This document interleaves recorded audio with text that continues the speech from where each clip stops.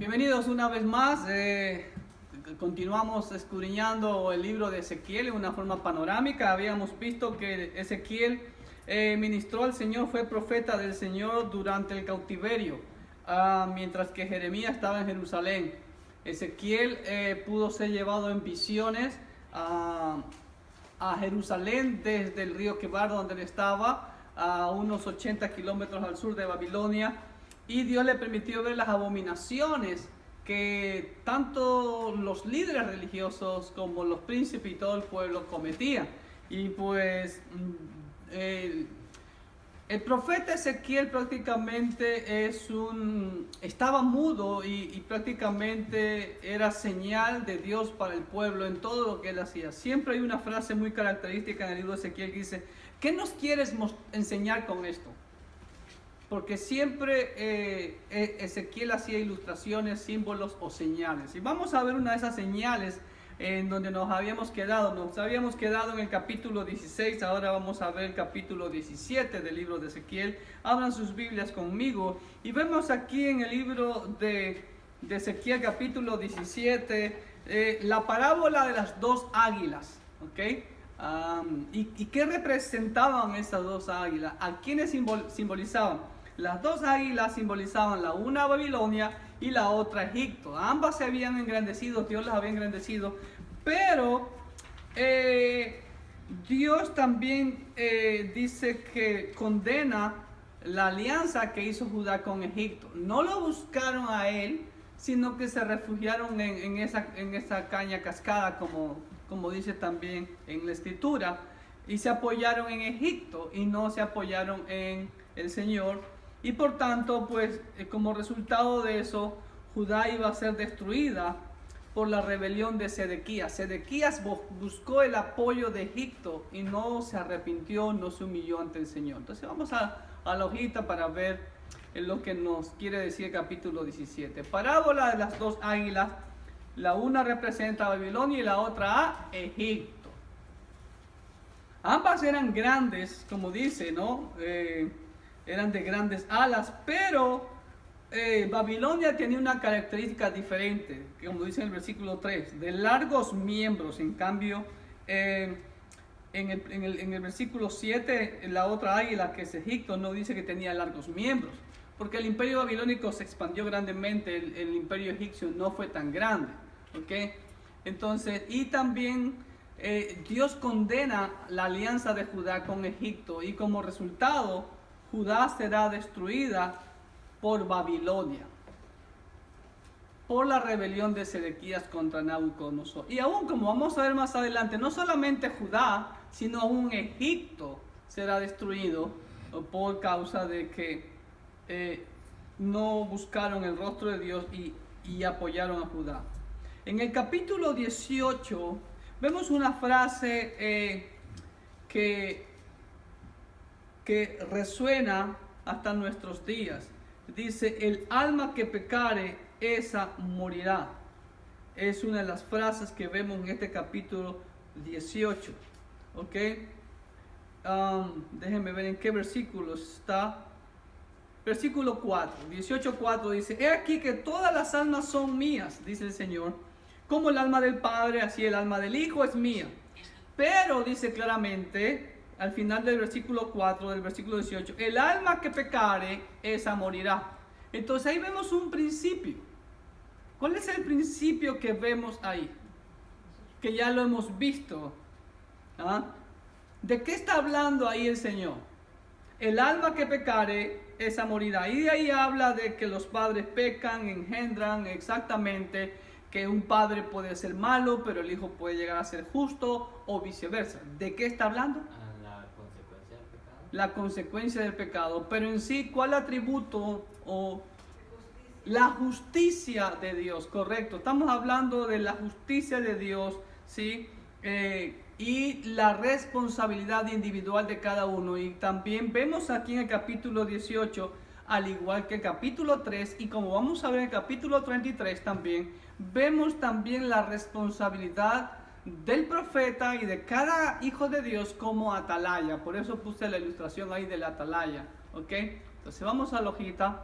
la justicia de Dios defendida en este capítulo. El alma que pecare morirá. No es un combo, no es porque hijo de culebra salió culebrita, no. El hijo puede ser justo, aunque el padre haya sido muy injusto. Aún el padre pudo haber sido justo, pero el hijo puede llegar a ser injusto. Y vemos el principio de que la salvación es individual, ¿ok? Entonces, tanto como el capítulo 3, este capítulo 18 y 33, se nos muestra firmemente la doctrina de la responsabilidad individual de la persona. Cada quien rendirá cuenta a Dios. ¿Sí? Ya después de que nuestros hijos o nuestras esposas, nuestros padres, etcétera, cada quien va a rendir cuenta a Dios. ¿Sí? Capítulo 19, hay una endecha, hay un lamento por los príncipes de Israel. ¿Qué hicieron los príncipes de Israel? Desde que Dios amenazó a Judá con Nabucodonosor, pasaron algunos reyes. Y de hecho llegó Nabucodonosor la primera vez, se llevó a Joaquín, puso a Sedequías. ¿Y qué hicieron los príncipes? Se rebelaron, no fueron arrepentidos con el llamado que Jeremías les estaba haciendo. Entonces no reconocieron a Dios. Entonces el capítulo 19 le dice Dios a Ezequiel: y tú levanta endecha sobre los príncipes de Israel. Entonces vemos eso en el capítulo 19. Uno de esos fue llevado cautivo Joaquín. Sedequías fue prácticamente muerto con todos sus príncipes. Y los príncipes del anterior rey también fueron muertos. Y algunos llevados en cautiverio. Endecha y lamento por los príncipes de Israel que tristemente no reconocieron ¿a quién? A Dios, correcto. Hoy en día no pasa lo mismo, hermanos queridos, con los gobernantes de las naciones. Pasa lo mismo. Es triste ver que hoy en día los gobernantes y aún de países que dicen ser cristianos no reconocen a Dios, no reconocen el señorío de Dios. En el capítulo 20 pasa algo muy interesante. Los ancianos que están en el exilio van a consultar a Jehová, pero a través del profeta Ezequiel, porque querían saber qué va a pasar. Y el Señor le dice: hijo de hombre, habla a los ancianos de Israel y dile: así ha dicho Jehová el Señor, ¿a consultarme venís vosotros? Vivo yo, que no os responderé, dice Jehová el Señor. ¿Quieres tú juzgarlos? ¿Los quieres juzgar tú, hijo de hombre? Hazle conocer las abominaciones de sus padres. ¡Wow! ¿Qué principio vemos aquí, hermanos? La Biblia dice claramente que Dios atiende al humilde, pero ve de lejos al altivo. Los ancianos, aún en el cautiverio, ¿eran obedientes a la palabra de Dios? No eran obedientes. Entonces vemos aquí que los ancianos del exilio consultan a Jehová por medio de ¿quién? De Ezequiel. Ezequiel era el representante de Dios para ellos, ¿sí ve? Entonces todo siervo que Dios levanta es un representante de él a su pueblo. Pero Jehová los reprende y les recuerda sus abominaciones. ¿Y las abominaciones de quién? De sus padres. Vemos nuevamente lo que les he comentado siempre. Dios es un Dios histórico. Aquí usted ve todo el capítulo 20, es larguísimo, tiene 49 versículos. Y Dios les restriega en cara el pecado de ellos primeramente y los de sus padres y siempre, y que miraron a todo collado alto y que sacrificaron a sus víctimas bajo los collados, bajo los árboles, presentaron ofrendas y lo gritaron al Señor, ofrecieron incienso y derramaron libaciones, etcétera, etcétera, etcétera, etcétera, ¿no? Hasta el día de hoy, dice el Señor. Y aún en el cautiverio lo hacía. Increíble. No aprendieron la lección. ¿Ok? Pero en los últimos versículos, por amor de su propio nombre, ¿qué va a hacer el Señor? Dios va a establecer a Israel en su tierra en el futuro. Y sabréis que yo soy Jehová cuando os haya traído a la tierra de Israel, la tierra por la cual alcé mi mano jurando que la daría a vuestros padres. Versículo 42. ¿Ok? En el capítulo 21 vemos otra señal. Muchas señales Dios daba a través de Ezequiel. Ezequiel prácticamente, hermano, me quedo asombrado de Ezequiel. Prácticamente Ezequiel era un actor. Tenía que hacer muchos papeles, muchos roles, pero vivirlos en carne propia. Y vamos a ver uno que sí fue fuerte para él. Ya lo vamos a ver más adelante. En el capítulo 21 dice: hijo de hombre, pon tu rostro contra Jerusalén y derrama palabras sobre los santuarios primeramente, y profetiza contra la tierra de Israel. Y dirás a la tierra de Israel: así ha dicho Jehová, he aquí que yo estoy contra ti y sacaré mi espada de su vaina y cortaré de ti al justo y al impío. Entonces, en el capítulo 21 vemos que Jehová le ordena, en la señal del quebrantamiento y el gemir de Ezequiel contra Israel. ¿Por qué? Porque la espada de Jehová estaba desenvainada. ¿Y contra qué iba a destruir primero? Dice, ¿no? Contra el santuario. ¿Sí? Increíble. Primero contra el lugar que era el orgullo de ellos. ¿Ok? Entonces, vamos a la hoja. Porque la espada de Jehová estaba desenvainada contra el santuario y toda la tierra de Israel. ¿Por qué empezaría Dios primero por el santuario? Porque primero es lo espiritual y después viene el resto. Y además también era el orgullo. Se creían ellos intocables y que nadie, ningún pagano iba a tocar el templo santo de Dios. Ahora, también Dios les da una sentencia prácticamente, que nunca más habrá rey en Israel. ¿Hasta cuándo? ¿Hasta cuándo no habrá rey en Israel? Hasta el milenio, hasta la venida del rey Mesías. No habrá más rey en Israel hasta el Mesías en su reino milenial. Y de hecho, como ustedes ven, Sedequías fue el último rey. Y desde esa fecha no ha vuelto a haber rey más sobre Israel. ¿Ok?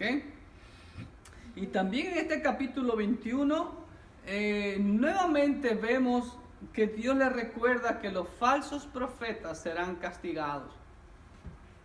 Hoy en día vemos tantos falsos profetas, gente que ataca inclusive a la iglesia de Cristo, engañando a la gente con videos en las redes sociales. Las redes sociales están llenas de tanta y tanto ataque, tanta y tanta mentiras, hermanos queridos, y no se deje engañar.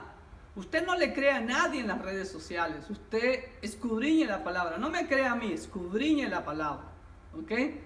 Capítulo 22. En el capítulo 22 vemos algo también muy triste. Vemos que Jehová le ordena a Ezequiel que juzgue y que le enumere los pecados de Israel. Tú, hijo de hombre, ¿no juzgarás tú a la ciudad derramadora de sangre y le mostrarás todas sus abominaciones? Ese tipo de pregunta se llama una pregunta retórica. En pocas palabras le está diciendo: tú vas a decirle a la ciudad derramadora de sangre todos sus pecados. Y dirás pues: así ha dicho Jehová el Señor, ciudad derramadora de sangre en medio de sí, para que venga su hora y que sus ídolos contra sí misma para contaminarse, etcétera, etcétera, etcétera. Entonces, Dios le dice a Ezequiel: reúne a los ancianos y declárale todas sus abominaciones. Jehová ordenó a Ezequiel que juzgue y muestre las abominaciones de Israel.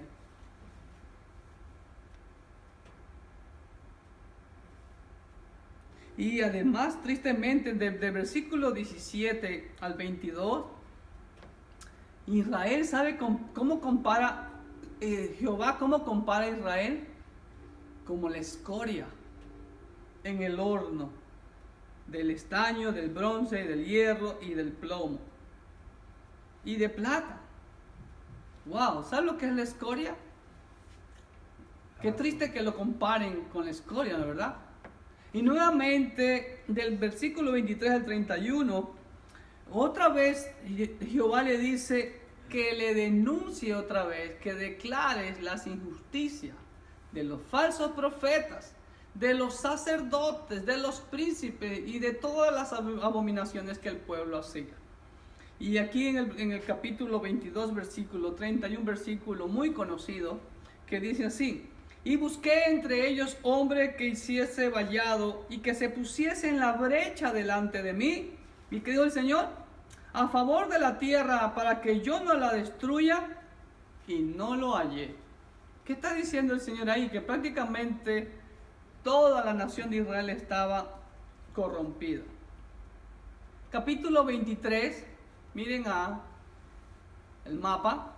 ¿Qué ven ahí en el mapa? Israel dividido, reino del norte y reino del sur. Lo verde es el reino del norte, llamado también Israel, o también llamado también. Dos nombres más tiene: Samaria o Efraín. En cambio el reino del sur llamado simplemente Judá. ¿Ok? Entonces Dios le pone nombre a los dos reinos. Al reino del norte, ¿cómo le pone? Ahola. Y al reino del sur le pone Aholiba. ¿Ok? Y ahí da otra señal o da una parábola. Y vemos la parábola de Ahola, que es Israel, reino del norte, y Aholiba, que es el reino del sur, las cuales fornicaron contra Jehová y cometieron muchas fornicaciones. La palabra fornicación aquí aparece muchas veces en este capítulo 23, ¿no? Prácticamente casi todo el capítulo, los 49 versículos los tengo con anaranjado, que hicieron todo lo malo, ¿no? Y pues lo triste es que, ¿qué pasó con esas dos hermanas? La hermana mayor era Ahola, Israel, y la hermana menor era Aholiba. Pero ¿quién fue llevado cautivo primero? ¿Quién fue llevado cautivo primero? ¿Quién fue destruida primero? Jerusalén. No. El reino del norte. ¿Qué pasó? El reino del norte fue llevado primero cautivo. Ya vimos eso en el libro de Reyes, en el libro de Crónicas. Y la hermana menor, primeramente Ahola o Israel, el reino del norte, fue destruida. Pero su hermana menor, ¿qué hizo? ¿Aprendió o no aprendió la lección? No aprendió la lección y también fue destruida por sus abominaciones. Hermano, como dice Pablo allá en Romanos, todas las cosas escritas en el antiguo pacto han sido escritas para enseñarnos a nosotros, enseñarnos lo que debemos de hacer y lo que no debemos de hacer conforme a la voluntad de Dios. Y hoy en día no pasa lo mismo.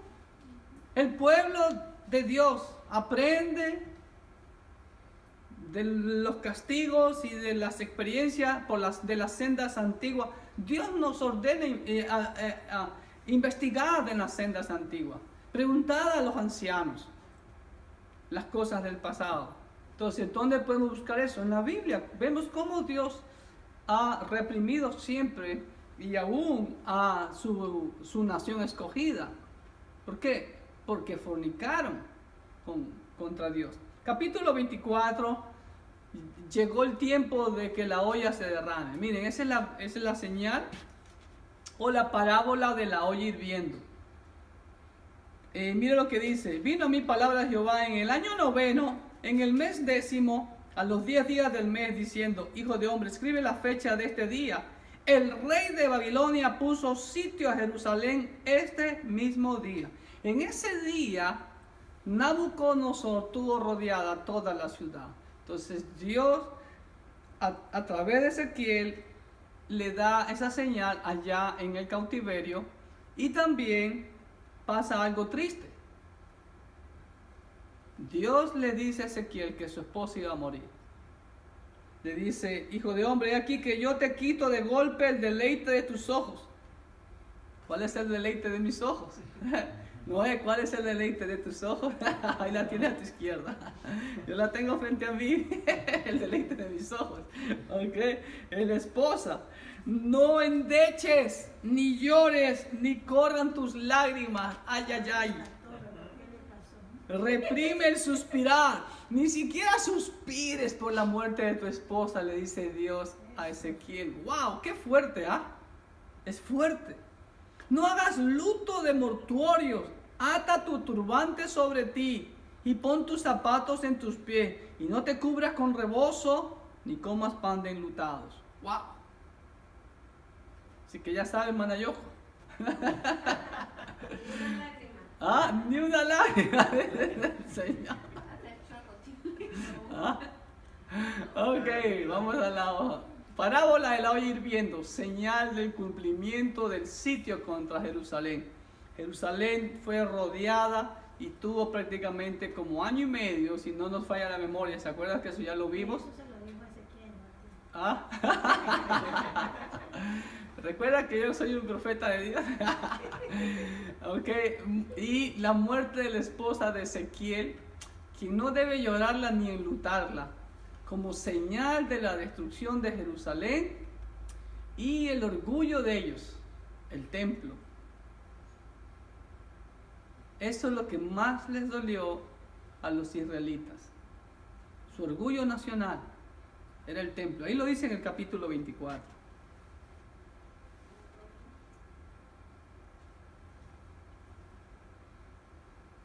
¿Ok? El capítulo 25 es parte de la otra división hasta el capítulo 32, donde vemos los juicios sobre las demás naciones, las naciones vecinas. ¿Ok? Ustedes pueden ver ahí todas las naciones vecinas que había Israel, el reino del sur Judá, el reino del norte Israel, Samaria o Efraín, y teníamos a Damasco acá al noreste, teníamos al norte a Fenicia, donde estaba Tiro y Sidón, recuerden, ¿sí? También va a haber juicios sobre Tiro y sobre Sidón, el reino de los amonitas, el reino de los moabitas, acá a la izquierda, lo que actualmente aquí en la franja de Gaza era el reino de los filisteos, y hacia el sur era el reino de Edom, ¿ok? Ahora, ¿de dónde vinieron los edomitas? ¿Se acuerdan? ¿De dónde vinieron los edomitas? De Saúl. De Esaú, muy bien. ¿De dónde vinieron los moabitas? De Ruth. De Ruth, ¿no? No, Ruth era moabita. Oh, sí, que vino De Lot, muy bien, Berito. ¿De dónde venían los amonitas? Vengo a dormir ahorita. ¿De dónde vinieron los amonitas? Berito, otra vez. De Lot, seguro. ¿Y los de Damasco? Pues a saber de dónde vinieron, ¿no? Pero Entonces, de Edom, por Esaú. Esaú, así es. Y Moab y Amón por los hijos de Lot. Recuerden, Lot tuvo hijos de sus hijos, ¿ok? Y Edom es de Esaú, rojo, Edom, Esaú, Aser, Esá. Es la raíz de la palabra hebrea. Ok, ahora vamos a ver profecías aquí contra Amón, contra Moab, contra Edom, contra Filistea, ¿sí ve? Contra todos los reinos de alrededor de Israel. ¿Ok? Capítulo 26, nuevamente vamos a ver naciones. Ahí está una foto satelital desde el aire y una foto de lo que quedó de Tiro. Entonces vemos también a Tiro, que fue profetizada, profecía y castigo contra Tiro, donde Jehová, escúcheme bien, hermanos queridos, hará cesar su música escandalosa. Interesante, ¿no? Capítulo 26, versículo 13, dice así: y haré cesar el estrépito de tus canciones, y no se oirá más el son de tus cítaras. Interesante, hermanos queridos. ¿Será que ahí hay un principio que Dios nos quiere mostrar? ¿Hay que gritarle a Dios? ¿Dios es sordo? No, hermano, la canción debe ser armoniosa, como lo vemos en el libro de Apocalipsis y como vemos en el libro de Salmos, que prácticamente el libro de Salmos era el cancionero de Israel. ¿Ok? Capítulo 27, se sigue el lamento y de la destrucción de Tiro por su arrogancia. La Biblia dice que iba a convertirse en tendedero de redes. Y ahí están las ruinas de Tiro. hasta el día de hoy. Entonces, ¿por qué? Por su arrogancia. Tiro era una ciudad muy comercial, muy rica. Y eran expertos en la navegación. Y por eso podían comerciar con todos los pueblos de alrededor, ¿ok? 28, ahora sigue hablando del príncipe de Tiro. Miren, en el capítulo 28, del versículo 1 al 10, escúchenme bien porque aquí hay ciertas interpretaciones.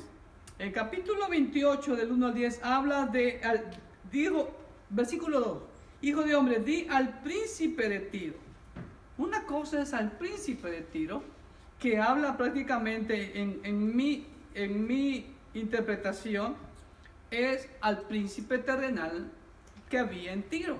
Pero los versículos 11 al 19, ahí dice, ya es otra profecía, y dice, vino a mí palabra de Jehová, el versículo 11, diciendo, hijo de hombre, levanta endechas sobre el rey de Tiro. Y hay personas que no creen que ese rey de Tiro es un símbolo de Satanás. Pero el contexto no me dice que sea a una persona terrenal. Sí, es un ser creado. Inclusive uno de los comentarios que yo uso de un tal Francisco, no me acuerdo el apellido, dice que no puede ser Satanás porque dice ahí, siendo tu hombre. Pero el siendo tu hombre no lo dice en el del versículo 11 en adelante, sino en el versículo 2. Y ahí está correcto, es al príncipe de Tiro. Pero en mi interpretación y la de muchos teólogos, ¿sí?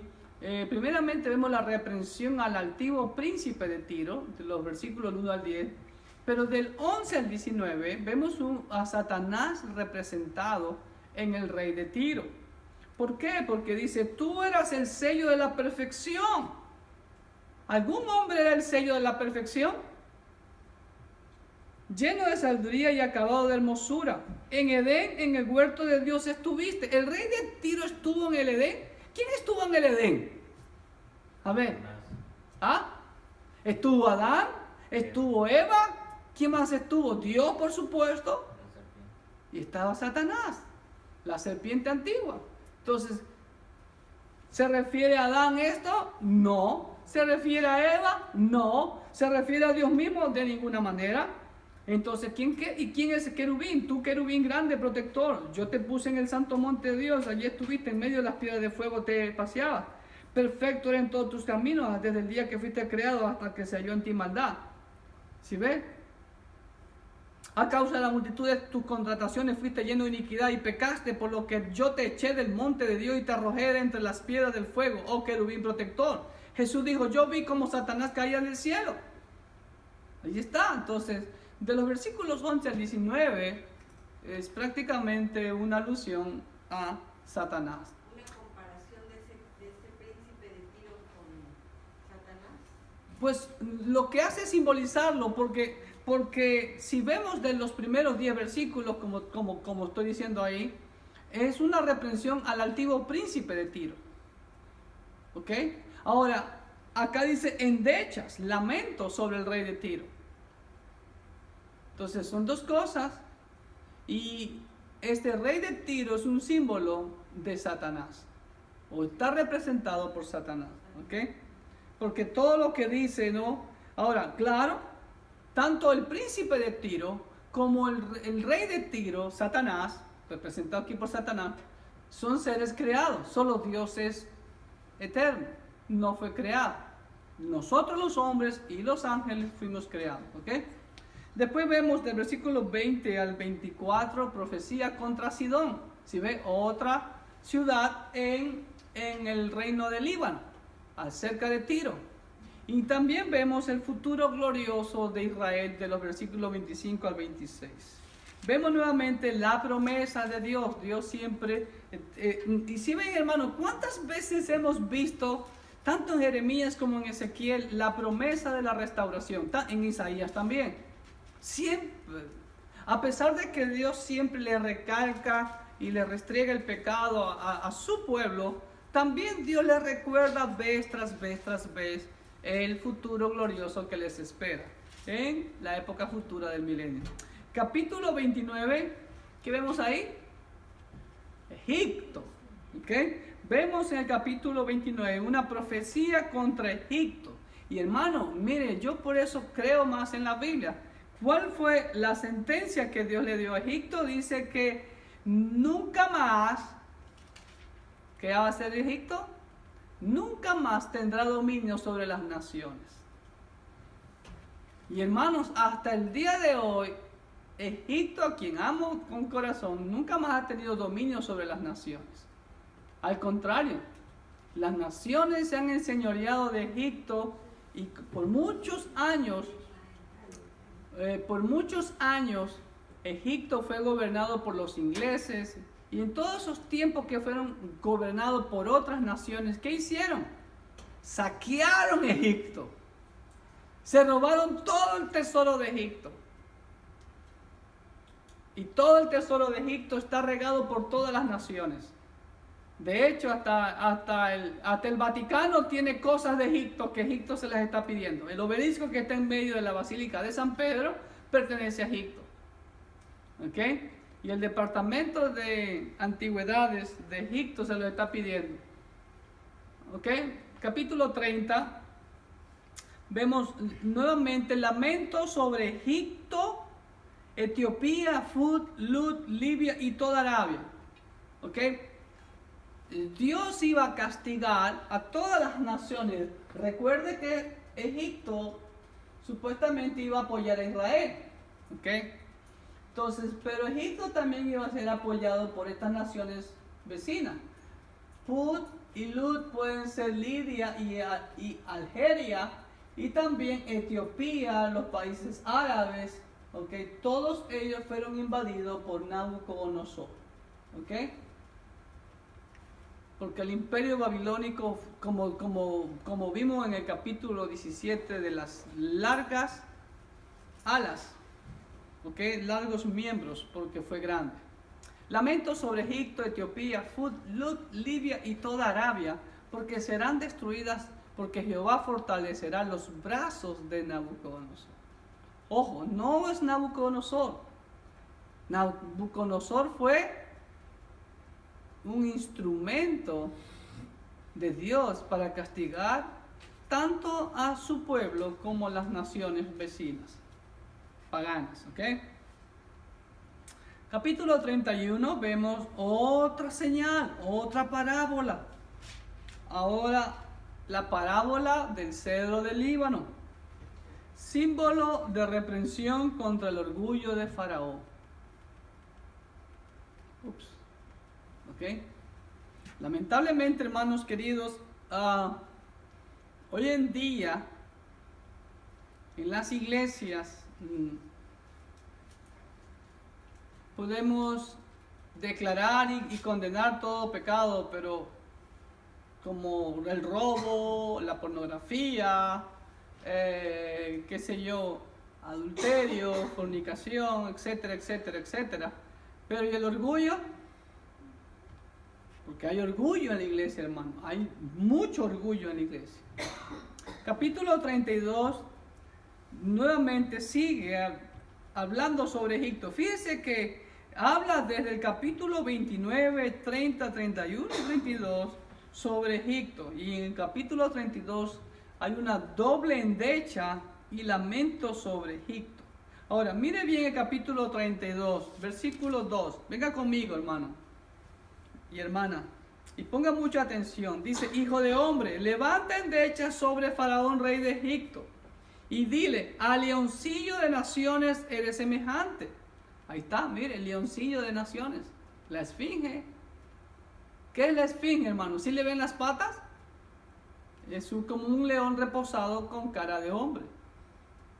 Y ahí están las pirámides, las tres famosas pirámides de Egipto, Keops, Giza y la otra. ¿Mande? 32, 2. Ahora, vamos a la hojita para ver algo. doble endecha y lamento sobre Egipto, quien es comparado con él. Miren lo que dice el versículo 2. Al leoncillo de naciones eres semejante, y eres como el dragón en los mares, pues secabas tus ríos y enturbiabas las aguas con tus pies y hollabas sus riberas. A ver, aquí aparece la palabra dragón. Miren lo que dice. Compara a Egipto como el dragón en los mares o en las aguas, pues secabas tus ríos y enturbiabas las aguas con tus pies. ¿Qué animal puede enturbiar las aguas con los pies? ¿Sí hay animales además que tengan pies? ¿Ah? ¿Hay animales además que tienen pies? Interesante, pero era un animal de mar. Oye, mire lo que dice. Y hollaba sus riberas. Bueno, la ribera. Este animal andaba por las riberas de los ríos y estaba dentro de los ríos y enturbiaba las aguas de los ríos. ¿Será que habla de ese animal? No, pues no puede andar en el mar este animal. ¿Ah? Este animal no puede andar en el mar. No podía andar en el... Bueno, no lo sabemos, pero Bueno, en el mar no han encontrado, que yo sepa, dinosaurios, ¿cómo se llaman? Fósiles. fósiles, ¿no? Bueno, pero tal vez hay que ver la traducción en los mares o será en las aguas. En las aguas. ¿Eh? En las aguas, sí. Pero la palabra dragón me llama mucho la atención. ¿Mm? Yo pienso que todo eso pues, que es fantasía de los escribas. Esto de aquí, Todas esas alusiones que dan. Como un dragón, como Leviatán. ajá, Leviatán, vemos. Dragón, Leviatán, vemos. Son palabras que nos quedan con la curiosidad y como yo pongo ahí solamente como pregunta. Yo no lo puedo decir que eso puede ser así, ¿no? ¿Será esta una alusión a un dinosaurio? A saber, ¿no? Pero me deja con inquietud, como vemos en el libro de Job, ¿no? Que su cola era como un roble. ¡Wow! ¿Qué animal tiene una cola como un roble? Y que era grande y que no se inmutaba por nada. ¿Ah? ¿Ok? Capítulo 33, nuevamente, y vemos prácticamente, hermanos, ¿sí ven? Es la tercera vez que Jehová le hace ver a Ezequiel su responsabilidad como atalaya. Perdón. Es la tercera vez que Jehová le hace ver a Jehová su responsabilidad como atalaya. Hermano, cada creyente, cada hijo de Dios es un atalaya. Tiene que advertir del peligro, tiene que denunciar el peligro, tiene que denunciar el pecado. ¿Ok? Usted dice en la Biblia, Levítico 5:1, fuiste testigo que viste, tienes que denunciar. Ezequiel 3, Ezequiel 18, Ezequiel 23, Mateo 18. ¿Ok? Y también vi en Lucas, también el Señor hace referencia a eso, no me acuerdo ahorita el capítulo.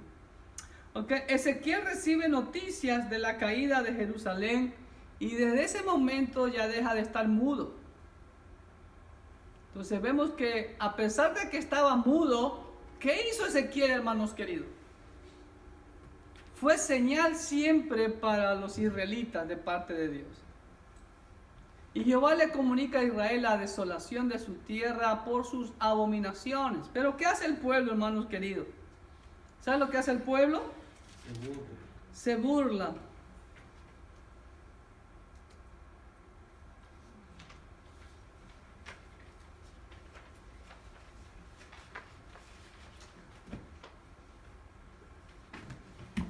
Dice, y tú, hijo de hombre, los hijos de tu pueblo se mofan de ti junto a las paredes y a las puertas de las casas, y habla el uno con el otro, cada uno con su hermano, diciendo, venid ahora y oí qué palabra viene de Jehová. Y vendrán a ti como viene el pueblo, y estarán delante de ti como pueblo mío, y oirán tus palabras y no las pondrán por obra, antes hacen halagos con sus bocas, y el corazón de ellos anda en pos de su avaricia. Y he aquí que tú eres a ellos como cantor de amores, hermoso de voz y que canta bien, y oirán tus palabras, pero no las pondrán por obra. Versículos 30 al 32 leí de capítulo 33. ¿Y ve? Entonces se burlan de Ezequiel, vienen a él, pero no obedecen a la palabra de Dios. ¿No pasa lo mismo hoy en día, hermano? Mire, wow. Si ve, para Dios yo canto bien, hermanos. Si dice que canta bien. Dice, como cantor de amores, hermoso de voz y que canta bien y oyen tus palabras. Ok, hermano, capítulo 34.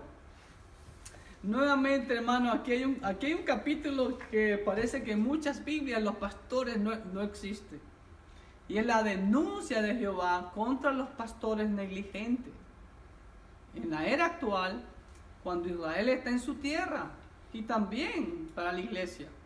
Eso habla contra los pastores negligentes de Israel, en la tierra de Israel, y contra los pastores negligentes del cuerpo de Cristo. ¿Ok? Y eso sucede hoy en día, hermanos queridos. Pastores que comen la grosura de sus ovejas y no las apacientan, no les enseñan lo correcto, les engañan y son prácticamente estafados. Y por eso también vemos que hoy en día el Evangelio ha perdido credibilidad por causa de esos pastores negligentes. Y pues bueno, todos somos encerrados en ese mismo sitio. Jehová mismo, y hay una promesa también ahí, que Jehová mismo recogerá sus ovejas de todos los rincones de la tierra y Él las pastoreará. ¿Cuándo será eso? En el milenio. ¿Ok? ¿Estamos? Capítulo 35 vemos otra profecía sobre quién. Versículo 2 del 35 dice: Hijo de hombre, pon tu rostro hacia el monte de Seir y profetiza contra él. ¿Cuál es el monte de Seir ahí? A la 1, a la 2, a la 3. Dígame el color. Azul. El monte de Seir. El reino de Seir es Edom. ¿Ok? Entonces vemos otra profecía contra Edom. ¿Ok? Profecía contra el monte de Seir, Edom. Que iba a ser destruido todo. Hermano, todas las profecías se han cumplido a pie de la letra. Como vemos, Egipto nunca más dominó ninguna nación. ¿Ok? Y los otros pueblos también fueron asolados, Tiro, Sidón, etcétera, etcétera. Capítulo 36, vemos la promesa de restauración de Israel en su propia tierra. Y lo más importante, serán limpios de toda inmundicia, hermanos queridos. En ese tiempo, que está muy pronto. Y también hay una promesa en el versículo, déjenme ver dónde está, 36.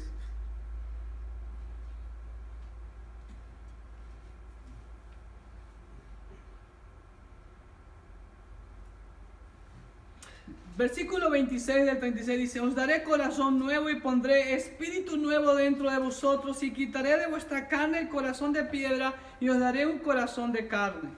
Y pondré dentro de vosotros mi espíritu y haré que andéis en mis estatutos y guardéis mis preceptos y los pongáis por obra. ¿Sí ve?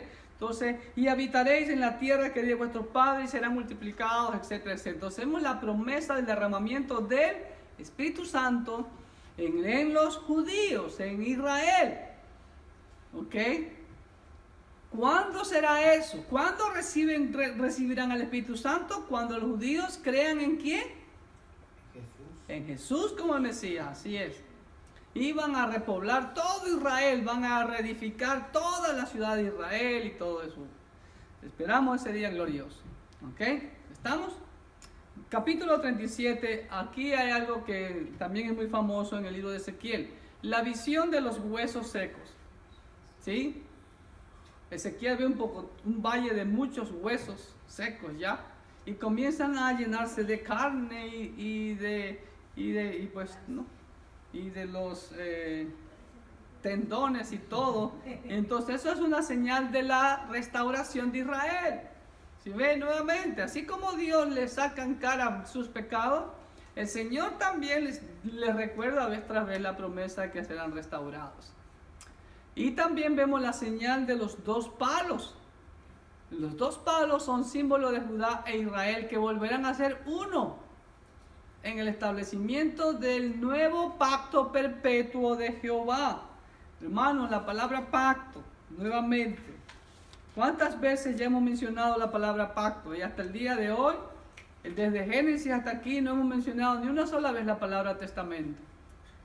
No existe eso. No existe Antiguo Testamento ni Nuevo Testamento. Existe Antiguo Pacto y Nuevo Pacto. El pacto perpetuo de Jehová es ¿con quién? Con su pueblo. Con su pueblo, ¿a través de quién? Cristo Jesús, correcto. Capítulo 38, vemos la profecía contra Gog y su alianza con los pueblos del norte, que en el tiempo que Dios ha determinado, vendrán contra Israel cuando ya Israel esté seguro en su tierra, y Dios los destruirá para que su nombre sea engrandecido entre las naciones. Ya Israel está prácticamente seguro en su tierra. Claro que molestan por ahí los Hamas, etcétera, etcétera. Pero prácticamente ustedes ven que Israel en 70 años ha florecido grandemente, pero vendrá de tierra de Og, por el norte dice, y van a invadir a Jerusalén. ¿Cuándo será eso? Lo vamos a ver en el capítulo 39. Vamos a la hojita del 38. Profecía contra Gog y su alianza con los pueblos del norte. Algunos dicen que es Rusia, otros dicen que es China. Anyway, que en el tiempo de Dios vendrán contra Israel cuando ya esté seguro Israel en su tierra.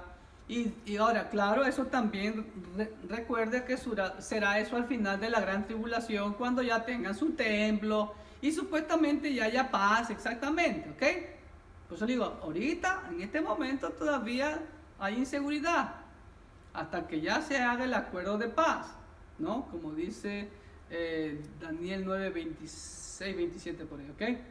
Entonces, y Dios los destruirá para que su nombre sea engrandecido entre todas las naciones de la tierra. Dios va a manifestar que Él es el que gobierna este mundo. Amén. El capítulo 39 sigue la profecía contra Gog. Y ahí sí hay una fuerte alusión. ¿A qué? Miren. Versículo 17 al 39. Y tú, hijo de hombre, así ha dicho Jehová el Señor: di a las aves de toda especie y a toda fiera del campo, juntaos y venid, reunidos de todas partes a mi víctima que sacrifico para ustedes, un sacrificio grande sobre los montes de Israel, y comeréis carnes y beberéis sangres, comeréis carnes de fuertes y beberéis sangre de príncipes de la tierra, de carneros, de corderos, de machos cabríos, de bueyes y de toros, engordados todos en Basán.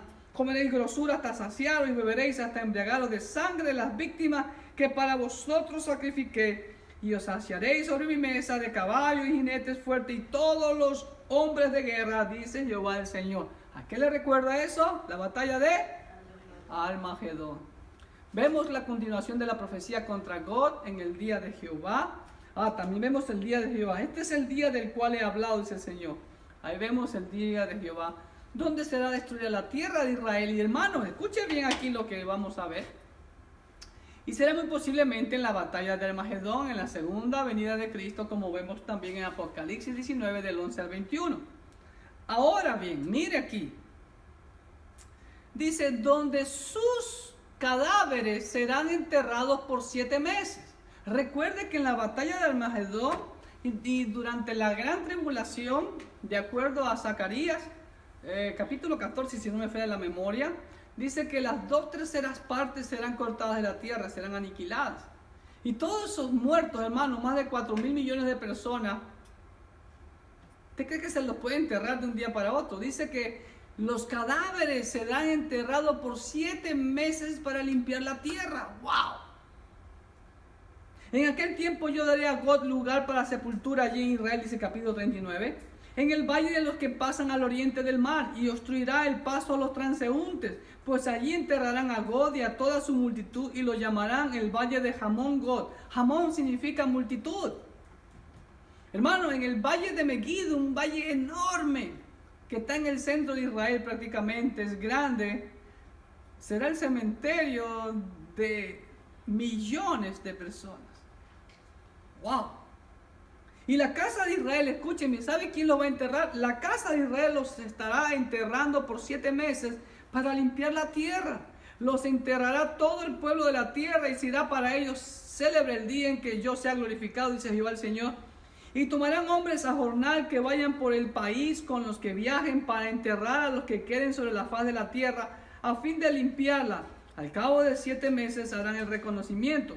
Y pasarán los que irán por el país, y el que vea los huesos de algún hombre pondrá junto a ellos una señal hasta que los entierren los sepultureros en el valle de Hamón Gog. Wow, hermanos queridos, qué labor va a ser esa, ¿no? De los sepultureros, ¿sí?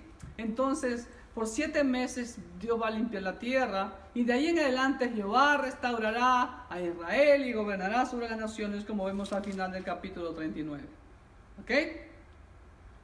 Y ahora entramos a otra división en el libro de Ezequiel. Es la visión que tiene Ezequiel. Dios lo lleva en visiones de Babilonia, de la tierra de Babilonia donde él estaba, a Jerusalén. Pero ya Jerusalén estaba desolada y destruida. Pero Dios le hace ver en visiones a Jerusalén el futuro templo milenial. ¿Ok? Vamos al capítulo 40. Ezequiel es llevado en visiones a la tierra desolada de Israel, donde Jehová le muestra el templo del milenio, con todas sus medidas y habitaciones para los cantores, primeramente capítulo 40. Si usted lee, hermano querido, wow, las especificaciones son claras. ¿Por qué Jehová se toma tanto tiempo, por así decirlo, en dar tantas especificaciones? ¿Saben por qué? Porque Jehová quiere que se hagan las cosas como Él las ordena, al pie de la letra. ¿Se acuerdan de Noé? Noé hizo el arca. No pudo haber dicho, Señor, pero ¿para qué un cajón tan grande? Simplemente Noé obedeció. Y le dijo Dios a Ezequiel que vea el templo y que se debe hacer como él dice, con todas las medidas. Capítulo 40 tiene 49 versículos. Y el 41 sigue hablando del templo milenario. Miren, hay una ilustración, ¿sí? Ya vamos a ver también las medidas de la ciudad más adelante. La visión del templo milenial, capítulo 41, Jehová le muestra a Ezequiel el lugar santísimo, las habitaciones laterales, los edificios posteriores y el interior del templo le muestra en el capítulo 41. ¿Sí ve? Dios no pasa por alto ningún detalle. Dios es un Dios específico. ¿Ok? ¿Estamos? Capítulo 42 sigue la visión del templo y Dios le muestra ahora a Ezequiel, ¿sí?, las habitaciones, ¿sabe de quiénes? De los sacerdotes y las medidas finales del templo. Aquí que vemos, hermanos, Dios muestra un cuidado para sus siervos, los sacerdotes. Recuerda que eran los sacerdotes y siempre han sido los sacerdotes los encargados de llevar la palabra de Dios a su pueblo. No eran otros, ni los jueces, ni los reyes eran encargados de llevar la palabra de Dios al pueblo. Así que esa posición de que porque Débora fue una jueza y por eso existen hoy en día pastora, eso no es bíblico. Porque ni los jueces ni los reyes tenían la obligación de llevar la palabra de Dios al pueblo. Solamente los sacerdotes, como aquí el Señor lo declara claramente en Ezequiel también, en su futuro templo milenial. ¿Ok? Capítulo 43. En el capítulo 43 vemos la visión de la gloria de Dios que venía del oriente. ¿Por qué venía del oriente la gloria de Dios? A tomar posesión de su trono. ¿Te suena algo ahí?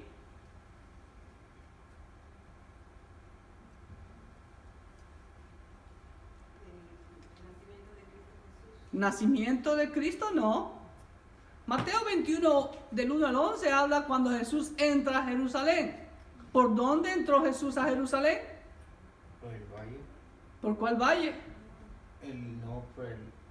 El que estaba fuera de Jerusalén, de los Olivos. El monte de los Olivos está al oriente de Jerusalén, ¿sí? Y ahí está Betfagé y Betania también al oriente. De allá venía el Señor, vino del oriente entrando a Jerusalén. La gloria de Dios que venía del oriente a tomar posesión de su trono. El libro de Hechos 1, del 9 al 11, ¿qué me dice? ¿No? Que los discípulos estaban viendo arriba cómo Jesús ascendía. ¿En dónde estaba ascendiendo Jesús? ¿En qué lugar estaba ascendiendo? En el este de Jerusalén, en el monte de los olivos. Y dos ángeles se le aparecieron. Que ven, así como fue llevado al cielo, así vendrá. ¿Y en dónde va a poner sus pies el Mesías cuando regrese? Al oriente de Jerusalén, en el monte de los olivos. Zacarías 14:4. Coincidencias no existen. Diosidencias. Dios ha plasmado su palabra y se va a cumplir, me gusta o no me gusta. También en el capítulo 43 vemos las medidas del altar de los sacrificios. Hermano, vamos a volver a los sacrificios en el milenio. Los sacerdotes ofrecerán las ofrendas de sacrificio y holocaustos a Jehová. No serán ni los príncipes, ni los jueces, ni los reyes, ni los presidentes, hermano querido, porque nunca esa fue la función. La función de ministrar las cosas de Dios siempre ha sido para los sacerdotes, levitas. ¿Ok? Y inclusive aquí en estos capítulos finales especifica claramente el Señor. En el capítulo 44 vamos a ver claramente de quiénes son los que deben de ministrar. Y por eso, hoy en día que vivimos la apostasía, se toman atribuciones otras personas que no deben de tomarse títulos, como la Biblia lo dice. ¿Ok? Capítulo 44. Por favor, abra su Biblia, versículo 1 y 2. Esto es muy importante. Esa profecía se cumplió ya, pero falta también la segunda parte de esa profecía. Su cumplimiento primario y su cumplimiento final. ¿Ok? Me dice 44, 1 y 2. Dice: me hizo volver hacia la puerta exterior del santuario, la cual mira hacia el oriente y estaba cerrada. La puerta exterior estaba cerrada hacia el oriente. Esa es la puerta exterior hacia el oriente en las murallas de Jerusalén, la que conducía al santuario. ¿Y cómo está ahí? ¿La pueden ver? Cerrada. Esta es la puerta dorada o la Golden Gate. Ahora, miren en Ezequiel 44:1, y estaba cerrada. ¿En qué tiempo está? ¿Futuro, presente o pasado? Pasado. ¿Por qué 500 años antes de Cristo ya esa puerta estaba cerrada? Si cuando Cristo vino, ¿por dónde entró mi Cristo? Por esta puerta, por la puerta oriental. Y mira lo que dice el versículo 2. Y me dijo Jehová: esta puerta estará cerrada, no se abrirá, ni entrará por ella hombre, porque Jehová, Dios de Israel, entró por ella, estará por tanto cerrada. ¿Escuchó? Ahora, ¿usted ve lo que hay a los pies de la puerta? No, un cementerio. Y es un cementerio musulmán. ¿Ok? Esta es una preciosa toma muy de cerca. Yo quisiera estar ahí para tomarla con mi propia cámara, pero wow. Y muy buena resolución. Ahí es, yo diría que imposible entrar ahí. ¿Ah? Porque los musulmanes no lo permiten. ¿Ok? Ahora vamos a verla desde otro ángulo más lejos. Ahí está. ¿Sí ven? La toma no es muy buena. Yo tomé una propia foto, pero no la quise buscar, así que busqué rápido en Google, ¿no? Pero ustedes ven, aquí están las murallas de la explanada del templo, y dentro de la explanada del templo está el Domo de la Roca. Ahora, ¿por qué está cerrada y permanecerá cerrada? Porque por ahí entró, ¿quién? Jehová. ¿Quién entró por ahí? Cristo Jesús. Hace como 2000 años atrás. Pero en el año 1541, Solimán el Magnífico selló la puerta. Porque sabía de la profecía que por ahí iba a entrar el Mesías. Pero lamentablemente Solimán el Magnífico no escudriñó bien las escrituras y los evangelios, que ya por ahí entró Jehová. Ya había entrado. Y él fue el instrumento que Dios para cumplir esta profecía. y selló la puerta en el año 1541, hace aproximadamente 500 años atrás.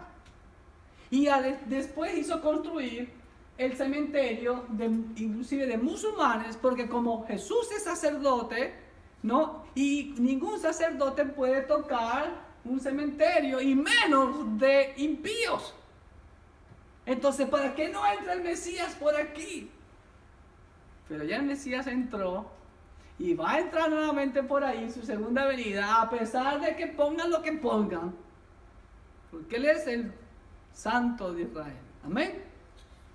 Y también hay otras cosas más en este capítulo 44. Vamos primero a esto. La puerta oriental. Ese cementerio lo pusieron por maldad. Sí. Y de ahí, ok, déjame ponerte, no, déjame ir para atrás. De ahí esto es una ladera que va así, y la ladera que cae, hay un arroyo que casi no hay agua, se llama el Valle de Hinón y el arroyo de Hinón. Ahí era el basurero de toda la idolatría de Israel. Y después del valle del arroyo está otra colina ya para arriba, es el Monte de los Olivos. Y sobre el Monte de los Olivos está el cementerio de los judíos. Entonces, si tú te paras en el Monte de los Olivos, abajo, en su ladera, está el cementerio judío. Al frente ves eso, el cementerio musulmán y las murallas y la explanada del templo, el Domo de la Roca, la mezquita de Al-Aqsa. ¿Ok? Entonces, la puerta oriental estará cerrada porque por ahí entró Jehová, el Dios de Israel. Y ahí están todos los versículos, hermanos, sabidos y por haber. Zacarías 9:9, desde Zacarías hasta Juan. La gloria de Dios llena el templo, también este capítulo 44, y Jehová le declara a Ezequiel lo que debe de enseñar al pueblo. Hermanos, ¿qué debe enseñar al pueblo? El siervo de Dios. Que abandone las abominaciones. Vemos también las regulaciones en cuanto a quienes van a ministrar al Señor en el templo futuro. Y en el tiempo futuro, ¿ok? Habla mucho aquí del versículo 9 al 31 de quiénes son los que van a ministrar, y son los sacerdotes. Vuelvo y repito, ningún juez de Israel, ningún rey de Israel enseñaba palabra de Dios. Esa función estaba atribuida a los sacerdotes. Y después los profetas exhortaban a obedecer la ley de Dios. Ahora bien, en el nuevo pacto, hermanos queridos, ¿qué vemos en el nuevo pacto? Regresaron del cautiverio. Después del cautiverio ya no hubo profeta hasta Juan el Bautista, como dice el Señor, y habían puros rabí o rabinos. Pero jamás en el nuevo pacto vemos una rabina. ¿Me hago entender? Hasta el día de hoy, usted va a Israel o en cualquier sinagoga del mundo, usted no encuentra una rabina, usted encuentra un rabino. Porque la orden para el sacerdote es para el sacerdote, no para la esposa del sacerdote. No hay que usurpar títulos que Dios no los ha dado. ¿Ok? Capítulo 45. Vemos la repartición de la tierra en el milenio y la porción para el santuario de Jehová y la porción para el príncipe. ¿Okay? Este príncipe no es para Cristo Jesús, según algunos entendidos. ¿Okay? No vamos a entrar en detalles de interpretación en este momento porque no es el propósito de este estudio, simplemente es un estudio panorámico, aunque profundizamos en ciertas cosas. ¿Okay? Ahora, encontré este mapa de la repartición de la tierra en el tiempo del milenio, el distrito de la ciudad, el área para para los árboles, el templo. Si ve, toda esta el área del templo enorme, y aquí va a estar el templo, miren, y esto de acá el área para los levitas, hermanos, interesante. Y esta área de acá es para el príncipe, dice, ¿ve? ¿Sí? Y acá también para el príncipe, todo alrededor. Pero me llama la atención mucho el cuidado que Dios tiene para sus siervos. Les separa un buen pedazo. Son más de 8 millas. Por más de 3 millas. Es bastantísimo, ¿no? Ok. Entonces vamos a la hojita rápido. Repartición de la tierra en el milenio y la porción para el santuario de Jehová y la porción para el príncipe. En el capítulo 45. todos estos capítulos, como ya vimos desde el capítulo 40, habla del futuro milenial y del templo del milenio y las regulaciones y la forma de adorar también, como vemos en el capítulo 46, en el nuevo templo y en la nueva era. ¿Okay? Capítulo 46, regulaciones de la forma de adorar en el futuro reino del Mesías. ¿Estamos? También algo interesante, el capítulo 47, miren hermano, ahí está la ilustración, dice que hay un río que sale del santuario del Señor y comienza a subir de nivel, y ya después dice Ezequiel que ya no podía porque ya estaba hondo. Y ese río, como ustedes ven, ¿para dónde corre? Porque ¿para dónde corre? ¿Para el norte, el sur, el este o el oeste? ¿Para dónde tenía que ver el templo? Para el este, para el oriente. ¿Sí ve? Para el oriente. Aquí está la puerta y corría así. Ahora, ¿a dónde iba a desembocar ese río que va a salir del trono de Dios? ¿En el templo de Dios? Al mar muerto. Y dice que va a sanar el mar muerto con abundancia de peces. Y las aguas serán sanadas con abundancia de peces. ¡Wow! ¿Quién puede hacer eso, hermano? Solo Dios. Y vemos también en el capítulo 47 los límites de la tierra durante el milenio. Y por último, el capítulo 48, hermanos queridos, habla de la división de la tierra. Encontré este mapa en internet y bueno, no sé si será así, pero él lo ha dividido prácticamente en forma horizontal. Y lo que sí puedo ver es que vemos la división de la tierra en el milenio. Primeramente, del versículo 1 al 7, la división para 7 tribus. De los versículos 8 al 9 vemos la porción reservada para el santuario.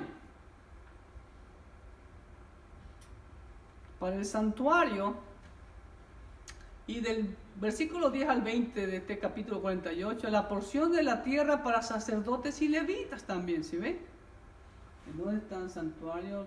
Priest Z. Aquí está. Al lado del santuario, según ese mapa que hemos encontrado. Y también vemos la porción para el príncipe.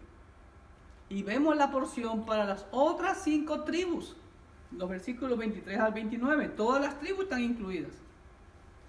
Y algo interesante, hermanos queridos, me llamó mucho la atención y le tomé un poquito de tiempo a los versículos 30 al 35 en cuanto a las medidas de la ciudad. Dice, y estas son las salidas de la ciudad: al lado del norte 4.500 cañas por medida, y las puertas de la ciudad serán según los nombres de las tribus de Israel. 3 puertas al norte, la puerta de Rubén, una, la puerta de Judá, otra, y la puerta de Leví, otra. Entonces, la ciudad tenía era un cuadrado, 4.500 cañas. ¿Cuánto es 4.500 cañas? Una caña equivale a 3 metros. Entonces 4.500 por 3 son 13.500 metros, que vienen a ser 13 kilómetros y medio. Y si multiplicamos, sacamos el área, vendría a ser 182 kilómetros cuadrados. Y en la actualidad estuve investigando, Jerusalén tiene 125.1 kilómetros cuadrados. O sea que la ciudad todavía le falta por crecer. Entonces, ¿sí ven? Entonces le faltan aproximadamente unas 57 kilómetros cuadrados por crecer a la ciudad de Jerusalén. Los límites que será en el futuro milenial. ¡Wow! Y bueno, hemos llegado al final de este fascinante libro de Ezequiel, en donde nuevamente hacemos hincapié en que Dios hace ver el castigo a su pueblo. Dios les hace ver los pecados, las abominaciones, y como consecuencia de ello vino la destrucción de Judá, el templo, Jerusalén y el cautiverio, pero también vemos aquí las promesas de Dios a que Israel va a ser restaurada en el futuro milenial. Y vemos mucho sobre solo Ezequiel, no hay otro libro que muestre la visión del futuro templo de Dios. Y pues espero que haya sido de bendición y Dios les bendiga ricamente.